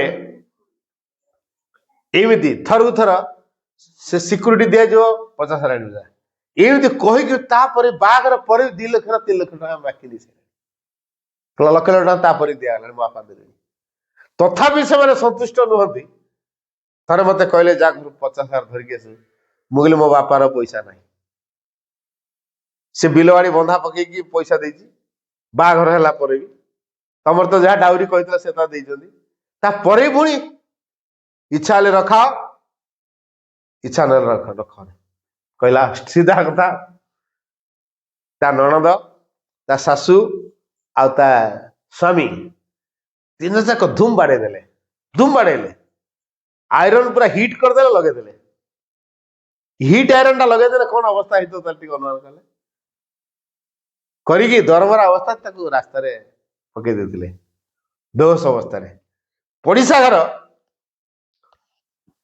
ତାକୁ ନେଇକି ମେଡିକାଲରେ ପହଞ୍ଚେଇଲେ, ତା ବାପାକୁ ଖବର ଦେଲେ, ତା ବାପା ଆସିଲା, ତା ବାପକୁ ବିଗିଡିଲେ, ତମକୁ ଆଉ କୋଉ ଘର ମିଳୁନଥିଲା? ସେଟା ଗୋଟେ ଧନ ପିପାସୁ ରାକ୍ଷସଟା ଦେଇଛ। ଝିଅକୁ ଆଉ ଛାଡନି ସେଠି। ଯୋଉମାନେ ଡାକ୍ତରଖାନା ନେଇଥିଲେ ସେଇମାନେ ତା ବାପକୁ କହିଲେ ଝିଅକୁ ଆଉ ଛାଡନି। ଝିଅକୁ ଭଲ ଭଲ କରିକି ଆଣିଲା। ଝିଅ ପୁଣି ବାହାରିଲା ଶାଶୁଘରକୁ ଆସିବ। କହିଲା ନା ନା ନା, ମୁଁ ତୋତେ ବେକରେ ବାନ୍ଧିବି, ମୁଁ ଆଉ ସେ ଘରକୁ ଛାଡିବି। କହିଲା କଣ ହେଲା? ଏତେ ଲକ୍ଷ ଖର୍ଚ୍ଚ କରି ବାହାଘର କରେଇଲ, ବାହାଘର ପରେ ପୁଣି ଆହୁରି ଲକ୍ଷ ଟଙ୍କା ଖର୍ଚ୍ଚ କରିକି ଦେଲଣି, ପୁଣି ଆହୁରି ବୋଝ ହବ? ମୁଁ ଆଉ ତମର ବୋଝ ହେଇପାରିବିନି, ଆଉ ବୋଝ କରିବି ନା। ମୋର ବଞ୍ଚିକି ଥା ମୋ ପାଖରେ, ହେଠି କାହିଁକି ଯିବୁ ମରିବୁ, ମୋ ପାଖରେ ଥା। କହିଲା ନା, ତମ ପାଖରେ ରହିବିନି କି ତାଙ୍କ ପାଖକୁ ଯିବିନି। ଆଉ କୁଆଡେ ଯିବୁ? ମୁଁ ପାଠ ପଢିଛି, ମତେ କୋଉ ସ୍କୁଲ ଫୁଲରେ ଗୋଟେ ରଖେଇଦିଅ, କଥା କି ଯଦି ପାରୁଛ ଏତିକି ସାହାଯ୍ୟ କର। ତା ବାପା କଥା କରି ଗୋଟେ ଶ୍ରୀ ଅରବିନ୍ଦ ପୂର୍ଣ୍ଣାଙ୍ଗ ଶିକ୍ଷା କେନ୍ଦ୍ର ରଖେଇଦେଲା। ତାଙ୍କର ଟିଚର ଦରକାର ନଥିଲା। ହଷ୍ଟେଲରେ ଗୁଡେ ପିଲା ଅଛନ୍ତି, ସେ ହଷ୍ଟେଲ ଛୁଆଙ୍କ କଥା ବୁଝିବ, ଖାଇବା ପିଇବା ରୋଷେଇବାସ ଆଉ ଟ୍ୟୁସନ ଯୋଉ ସନ୍ଧ୍ୟାବେଳା ସକାଳିଆ ପଢେଇବା। ପାଠ ପଢିଛି ନା, ସେ ଲାଗିଲା କାମରେ। ଆଉ ମାଙ୍କ ରୁମ ସଜେଇଲା। ଏମିତି ତାର ମାଙ୍କ ସେବାରେ ଲାଗିଲା। ଛୁଆ ତାଙ୍କର ପ୍ରତିବର୍ଷ ପଣ୍ଡିଚେରୀ ଯାଆନ୍ତି। ଇଏ ଛୁଆଙ୍କୁ ଯେହେତୁ ବଢିଆ ଭଲ ପାଏ, ତେଣୁ ଅପାଟି ଭାରି ବଢିଆ ବୋଲି କହିକି ଛୁଆ କଣ କରନ୍ତି ନା, ମୋ ଅପା ଝିଅ ସାଙ୍ଗରେ ଇଏ ଅପାକୁ ସାଙ୍ଗରେ ନିଅନ୍ତି ପଣ୍ଡିଚେରୀ। ଇଏ ତାଙ୍କ ସମସ୍ତଙ୍କର କେୟାର ନିଏ ହେଲା। ତାପରେ ଏମିତି 4 ଥର 5 ଥର ଗଲା ପଣ୍ଡିଚେରୀ। ଚିନ୍ତା କଲା, କହିଲା ମୁଁ ଚିନ୍ତା କଲି ସ୍କୁଲରେ ରହିଲେ ତ ଦରମା ଦଉନାହାନ୍ତି, ଖାଲି ଖାଇବା ପିଇବା ଦଉଛନ୍ତି, ଡ୍ରେସ ଟିକେ ଦଉଛନ୍ତି। ଆଶ୍ରମରେ ତ ଦରମା ନାହିଁ, ମା କାମ କରୁଛନ୍ତି, ଖାଇବା ପିଇବା ଦଉଛନ୍ତି, ଘର ଦ୍ୱାର ଦେଇଛନ୍ତି, ରହିଛନ୍ତି। ହେଲେ ଆଶ୍ରମରେ ଦେହ ପା ଭଲ ମନ୍ଦ ହେଲେ ଆଶ୍ରମ ଏଠି ହେଇଛି, ଲାଇଫ ରିସ୍କ ସେମାନେ ନେବେ, କିନ୍ତୁ ଆମ ସ୍କୁଲ ଲାଇଫ ରିସ୍କ ନବନି। ଆଜି ମୋର ଗୋଟେ ଦେହ ସାଂଘାତିକ ଖରାପ ହେଲେ ଲକ୍ଷ ଲକ୍ଷ ଖର୍ଚ୍ଚ ହବ, ସ୍କୁଲକୁ ପଳା ଯାଅ, ତମ ଘରେ ତ ଟ୍ରିଟମେଣ୍ଟ ହବ, ଆମର ଏତେ ପଇସା ନାହିଁ, କହି ବିଦା କରିଦବ। କିନ୍ତୁ ଆଶ୍ରମ ତ ବିଦା କରିବନି, ଆଶ୍ରମ ଏଠି ହେଲା ଲକ୍ଷ ଲକ୍ଷ ମରିବା ପର୍ଯ୍ୟନ୍ତ ଯାହା ଖର୍ଚ୍ଚ ସବୁ ଆଶ୍ରମ ବୁଝିବ। ତେଣୁ ଆଶ୍ରମରେ କେମିତି ରହିବା ଯୋଜନା କଲି। ତାପରେ ସମାଧିରେ ପ୍ରାର୍ଥନା କଲି, ଶ୍ରୀରନ୍ଦ ସମାଧିରେ। ଯାହା ସୌଭାଗ୍ୟକ୍ରମେ ମତେ ଗୋଟେ ଡିପାର୍ଟମେଣ୍ଟ ମିଳିଗଲା। ମୁଁ ସେଠି କାମ କଲି। ଆଉ ମୋ କାମରେ ଏତେ ସବୁ ଭଲ ପାଇଗଲେ, 4 ବର୍ଷରେ ମୁଁ ଆଶ୍ରମେଟ ହେଇଗଲି। ଆଉ ଏଇ ଯୋଉ ଏତେ ଟର୍ଚର କରିଥିଲେ, ମୁଁ ଚିନ୍ତା କରିଥିଲି ସୁଇସାଇଡ କରିଦେବି ବୋଲି। କିନ୍ତୁ ଆପଣ ଆମ ସ୍କୁଲକୁ ଆସିଥିଲେ, ଫଙ୍କସନରେ ଆପଣ ସ୍ପିଚ ଦଉଥିଲେ। ପ୍ରତିବର୍ଷ ମୁଁ ଯୋଉ 5 ବର୍ଷ ଖଣ୍ଡେ ରହିଲି, 4-5 ବର୍ଷ, ତାରି ଭିତରେ ଆପଣ ପ୍ରତିବର୍ଷ ଆମ ସ୍କୁଲକୁ ଯାଆନ୍ତି। ଆଉ ଆପଣଙ୍କ କଥା ମତେ ଏତେ ପ୍ରଭାବ ପକେଇଲା, ମୁଁ ସେଠୁ ମାଇଣ୍ଡ ସେଟ୍ କଲି ସୁଇସାଇଡ ଆଉ କରିବିନି। କାରଣ ମୁଁ କେତେଟା ବାଣୀ କହିଥିଲି, ସେ ବାଣୀକି ସେ ମନେ ରଖିଥିଲା। କହିଥିଲି, ଯାହା ଜୀବନରେ ବାଧାବିଘ୍ନ ଆସେ, ତା ଜୀବନ ବହୁ ସମ୍ଭାବନାରେ ପୂର୍ଣ୍ଣ। ସେ ବାଣୀଟିକୁ ସେ ବି ମତେ କହିଲା, ଆପଣ କହିଥିଲେ ଏଇ କଥାଟା। ମୁଁ ଏଠୁ ଚିନ୍ତା କଲି, ଝିଅଟା କହୁଛି ଯଦି ମୋ ଜୀବନରେ ବାଧାବିଘ୍ନ ଆସୁଛି ଏତେ, ତାହେଲେ ମୋ ଭିତରେ ବହୁତ ସମ୍ଭାବନା ଅଛି। ଯଦି ଏତେ ସମ୍ଭାବନା ଅଛି, ତାହେଲେ ମୁଁ ସୁଇସାଇଡ କାହିଁ କରିବି? ମୁଁ ଆଉ ସୁଇସାଇଡ କରିବି ନାହିଁ। ପୁଣି ବାଣୀ କହିଲା, ବାଧାବିଘ୍ନଟା ଯେତେ ବିରାଟ, ଅଗ୍ରଗତିଟା ସେତେ ବିଶାଳ। ଆରେ ମୋର ତ ବଡ ବଡ ବାଧା, ତାହେଲେ ମୋ ଭିତରେ କଣ ବିଶାଳ ସମ୍ଭାବନା? ଅଗ୍ରଗତି ସେତେ ବିଶାଳ। ମୁଁ ଯଦି ଅଗ୍ରଗତି କରିବି, ସୁଇସାଇଡ କାହିଁ କରିବି? ପୁଣି ବାଧାବିଘ୍ନ ଆସେ ସବୁ କିଛି ସତ୍ୟ ମନୁଷ୍ୟକୁ ଶିକ୍ଷା ଦେବା ନିମିତ୍ତ, ଏକଥା କହିଥିଲି। ସିଏ ତ ଚିନ୍ତା କଲା, ବୋଧେ ମୋର କିଛି ଶିଖିବାର ଆହୁରି ଅଛି, ସେଥିପାଇଁ ମୋ ଜୀବନ ଏଟା ଆସିଛି। ତେଣୁ ମୁଁ ଆଉ ସୁଇସାଇଡ କାହିଁ କରିବି? ତେଣୁ ଆପଣ ପ୍ରତ୍ୟେକଟି କଥା ମୋ ଜୀବନର ମୋଡ ବଦଳେଇ ଦେଲା। ତେଣୁ ମାଇଣ୍ଡ ସେଟ୍ କଲି, ପଣ୍ଡିଚେରୀ ରହିବି, ସାଧନା ଜୀବନ ବଞ୍ଚିବି। ତେଣୁ ଆଜି ଆଶ୍ରମରେ ଅଛି। ତେଣୁ ଆପଣ ପାଦ ଧୂଳି ବଟିଏ ମୁଁ ସେ ଭୁଲ କରିବନି, ସେ ଭୁଲ ଜମା କରିବନି। କହିଲା ସେଠି 3 ଦିନ ଜଗିଲି, ସେଥିପାଇଁ ଆପଣ ପାଦ ଧୂଳି ଟିକେ ନେବି ବୋଲି। ମୁଁ ମୋଟେ ନୁହଁ, ମୁଁ ଏଠି କିଛି ନୁହଁ, ମୁଁ ଜଷ୍ଟ ଗୋଟେ ମାଧ୍ୟମ ହେଇଛି। ଆମର ଅସଲ ଗୁରୁ ହଉଛନ୍ତି ମା ଶ୍ରୀ ଅରବିନ୍ଦ। ମୁଁ ସେଇ ମାଙ୍କ ଧାରାରେ ତିଆରି ହେଇଛି। ଛୁଆ ଦିନଠୁ ମୁଁ ମାଙ୍କୁ ଭଲ ପାଇଛି। ମାଙ୍କ ପାଇଁ ମୁଁ ଜୀବନ ବଞ୍ଚିଛି। ତେଣୁ ମୁଁ ମୋ ବ୍ୟକ୍ତିଗତ ଜୀବନ ପାଇଁ ମୁଁ କିଛି କରିନି, ମୁଁ ଯାହା କରୁଛି ମୋ ମାଙ୍କ ପାଇଁ କରୁଛି। ତେଣୁ ଯେହେତୁ ମୁଁ ନିଜେ ପ୍ରାକ୍ଟିକାଲ ପିଲା, ତେଣୁ ମୁଁ ଯାହା କହୁଛି ମୁଁ ସେଟା କରିଥିବି, ତେଣୁ ସେଇଟା ପ୍ରଭାବ ପକେଇଛି ତମକୁ। ତମ ଭିତରେ ସେ ସମ୍ଭାବନା ଅଛି ବୋଲି ମୋ କଥାଟା ତମକୁ ଟଚ୍ କଲା, ତେଣୁ ତମ ଜୀବନର ଗୋଟେ ଟର୍ଣ୍ଣିଂ ପଏଣ୍ଟ ସେଟା ହେଇଗଲା, ପରିବର୍ତ୍ତନ ହେଇଗଲା ମାଙ୍କ ଆଡକୁ। ସେଟା ମାଙ୍କୁ କୃତଜ୍ଞତା ଜଣା, ମତେ କୃତଜ୍ଞତା ଜଣେଇବାର କିଛି କାରଣ ନାହିଁ। ସେଠୁ କହିଲା ଭାଇ ଯେତେ ଥର ଆସିବେ ମୁଁ କିନ୍ତୁ ଆପଣଙ୍କୁ ଟିକେ ଦେଖା କରିବି। ମୁଁ ସେ କଥା ହିଁ ମୁଁ ଏବେ କହିପାରିବିନି, ଏବେ ଯଦି ଆସିବା ତ ଦେଖା ହେଇଗଲା ହୁଏତ ହେଲା, ଆଉ ମୁଁ କଣ ଖୋଜିକି ଯାଇ ତମ ଦେଖା କରିବି ନା କଣ, ସେ କଥା ହେଇପାରିବ। ଯାହା ହଉ ସେ ଝିଅଟି ଏବେ ବହୁତ ଖୁସି ଅଛି, ତା ବାପା ମା ବି ଯାଉଛନ୍ତି, ତା ଶାଶୁ ଶ୍ୱଶୁର ବି ଯାଉଛନ୍ତି ହେଲା, ଝିଅର ଅବସ୍ଥା କେମିତି ଦେଖିବା ପାଇଁ ପୁରା ଚେଞ୍ଜ। ସେ କହିଲା ନା ମୁଁ ନା ବାପ ଘର ନା ମୋ ଶାଶୁଘର, ବର୍ତ୍ତମାନ ମୋ ସାଧନା କେନ୍ଦ୍ର ହେଲା ପଣ୍ଡିଚେରୀ ଆଶ୍ରମ। ତେଣୁ ବାପ ଘରକୁ ଗୁରୁତ୍ୱ ଦଉନି କି ଶାଶୁ ଶ୍ୱଶୁର ଘରକୁ ଗୁରୁତ୍ୱ ଦଉନି। ତା ସ୍ୱାମୀ ଆଉ ଗୋଟେ ବାହା ହେଲାଣି ହେଲା, ଆଉ କଣ କରିବି, ମୁଁ ତା ଯିବାନି ତ ବାହା ହବ, ସେ ପରିବାର ବାହା ହେଇଯାଉ ହେଲା। ଦେଖିଲେ ତ ଆଶ୍ରମ ରହିଲେ ଭଲରେ ରହିଛି, ତେଣୁ ୟାଙ୍କର ବାହାଘର କର, ତାର ଅବଜେକ୍ସନ ବି ନାହିଁ, କାରଣ ସିଏ ଆଉ ବୈବାହିକ ଜୀବନରେ ବାନ୍ଧି ପୁଣି ଗୋଟେ ଜୀବନ ବଞ୍ଚିବ ସେଇ ଆଶା ତାର ନାହିଁ। ବର୍ତ୍ତମାନ ଇଚ୍ଛା ମୁଁ ସମ୍ପୂର୍ଣ୍ଣ ମାଙ୍କ ପାଇଁ ବଞ୍ଚିବି। ତେଣୁ ସିଏ ଯୋଉ ଚିନ୍ତା କଲା ନାରୀର ଯଥାର୍ଥ କ୍ଷେତ୍ର ହଉଛି ଆଧ୍ୟାତ୍ମିକତା, ମୁଁ ଆଧ୍ୟାତ୍ମିକ ଧାରାରେ କେମିତି ତିଆରି ହେବି, ଭଗବତ ଭାବରେ କେମିତି ତିଆରି ହେବି, ଭଗବତ ଚେତନାକୁ ମୁଁ ମୋ ଜୀବନର ଅସଲ ଅସ୍ତ୍ର ରୂପେ କେମିତି ଗ୍ରହଣ କରିବି। ତେଣୁ ଏଇଭଳି ଭାବ ହେଲା, ଏଇଭଳି ଯୋଉ ଭାବ ଆମ ଭିତରେ ତିଆରି ହଉଛି ହେଲା, ବଦଳିବା ପାଇଁ ଆମେ କାହାକୁ ଧରିବା, ମାକୁ ଧରିବା। ଆଉ ମାଙ୍କୁ ଯଥାର୍ଥ ଘରରେ ସମ୍ମାନ ଦବା। କେମିତି ସମ୍ମାନ ଦବା? ଆମେ ମାଙ୍କୁ ପଢିବା, ମାଙ୍କର ବାଣୀ ପଢିବା, ମା ଶ୍ରୀଙ୍କ ବାଣୀ ପଢିବା, ଯୋଉଟା ପଢିବା ସେଇ ଅନୁସାରେ କାମ କରେ, ଏଇଟା ହଉଛି ସମ୍ମାନ। ଆଉ ଖାଲି ଫଟୋ ଯଦି ଏଇଟା କଣ ସମ୍ମାନ? ଫୁଲ ଦେଇ ଦଉଛୁ, ଧୂପ ଦଉଛୁ, ଏଇଟା ପୂଜା କରୁଛୁ, କୋଉ ଯୁଗରୁ ମଣିଷ ପୂଜା କରୁନି କି? ରାଗ କମିଛି, ହିଂସା କମିଛି, ଲୋଭ କମିଛି, ଅହଙ୍କାର କମିଛି, ସ୍ୱାର୍ଥପରତା କମିଛି, ଈର୍ଷା କମିଛି ନା ହିଂସା କମିଛି ନା ଶତ୍ରୁତା ଗୁଣ କମିଛି? କିଛି କମିନି। କିନ୍ତୁ ପୂଜା କରୁଛି ନା ନାଇଁ? ମଣିଷ ପୂଜା କରିବା ତ ବନ୍ଦ ହେଇନି। ଆଚ୍ଛା ପୂଜା କରିବା ବନ୍ଦ ହେଇନି, କିନ୍ତୁ ଗୁଣ କାହିଁକି ବଦଳୁନି?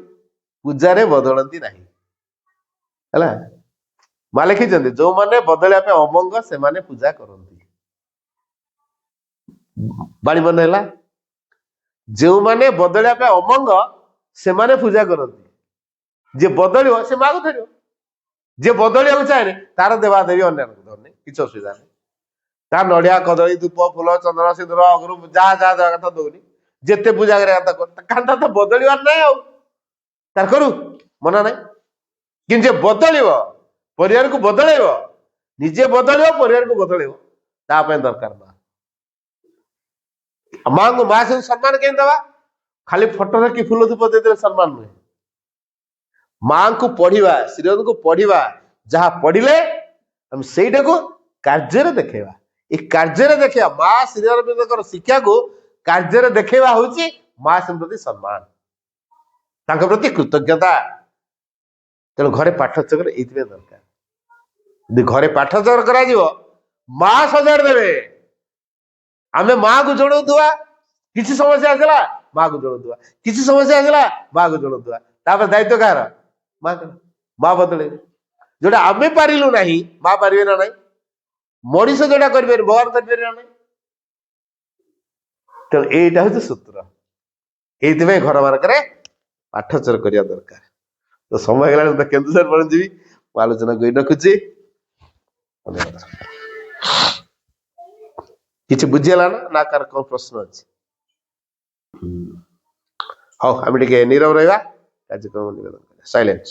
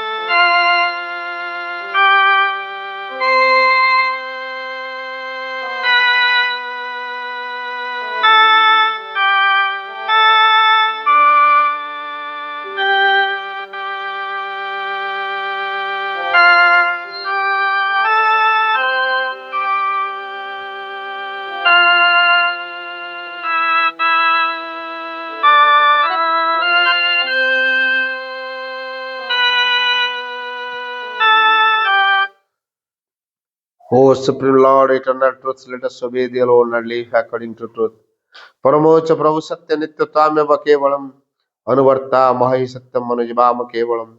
हे परम प्रभु चिरंतन सत्य, आमे केवल तुमरी आज्ञा हो उठू और सत्यर विधान को आश्रय करी जीवन धारण करू। ओम आनंदमयी चैतन्यमयी सत्यमयी परमे। ओम शांति शांति शांति।